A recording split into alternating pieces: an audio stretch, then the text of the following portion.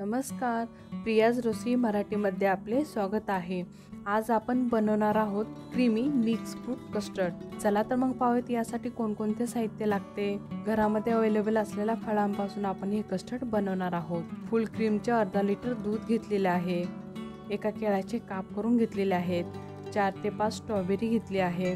अर्ध्या पेरूचे काप करून घेतले आहेत। 1 वाटी डाळिंब घेतला आहे। 2 चमचे कस्टर्ड पावडर घेतली आहे। 3 ते 4 चमचे साखर घेतली आहे। चला तर मग आता आपण सुरुवात करूयात। सर्वात आधी आपण दूध गरम करून घेऊयात। दूध गरम करण्यासाठी ठेवलेले आहे। त्यातलं थोडंसं दूध आता आपण कस्टर्ड पावडर मध्ये मिक्स करून घेऊयात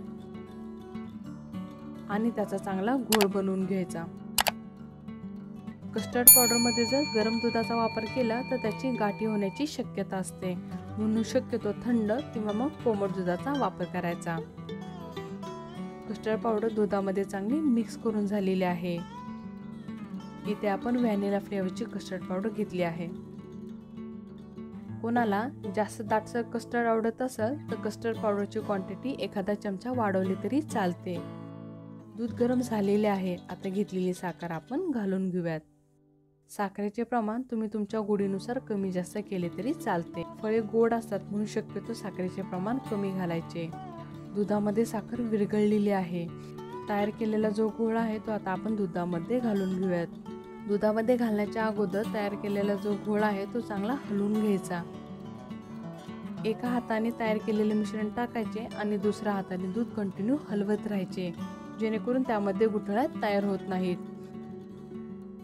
4 ते 5 मिनिटं चांगलं मिश्रण हलवून घ्यायचं। मिश्रण आपलं बनून तयार झालेलं आहे। आता आपण ते थंड करून घेऊयात। रूम टेम्परेचर वरती पण आपण थंड करून घेऊ शकतो। इथे आपण एका घमेल्यामध्ये पाणी घेऊन ते थंड करून घेणार आहोत। मध्ये मध्ये हलवत राहायचं, जेणेकरून त्यावरती साईचा लेअर येत नाही। थंड झालेले दुधाचे मिश्रण आता आपण एका बाउलमध्ये ट्रान्सफर करून घेऊयात। बारीक करून ठेवलेली सर्व फळं आता आपण त्यामध्ये मिक्स करून घेऊयात। शक्यतो सीझनल फळांचा वापर करायचा, कारण ती इझी अवेलेबल होतात। हे सर्व चांगलं मिक्स करून घेऊयात। थंड होण्यासाठी फ्रीज मध्ये ठेवून द्यायचं। कमीत कमी 2 तास तरी थंड होण्यासाठी फ्रीज मध्ये ठेवायचं। तुम्ही पाहू शकता आपले कस्टर्ड किती क्रीमी बनलं आहे।